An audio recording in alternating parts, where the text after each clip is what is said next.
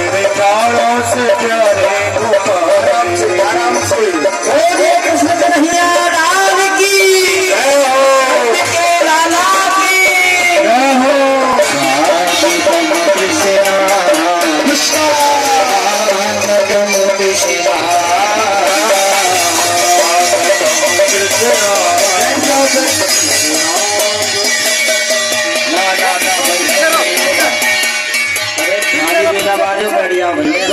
बैठ जाओ भैया, बैठ जाओ वही वही।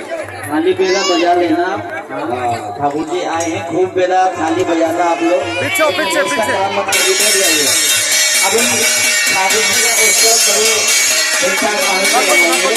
ऐसे नहीं हाउली में जाके छोड़ना चाहिए। एक मिनट कुछ नहीं होगा जब तक ये कैमरा वाले भैया नहीं बैठेंगे। ये सब बच्चों को दिखाओ, ए भाई बैठ से दिखाओ इनको, पीछे करो, पीछे बैठ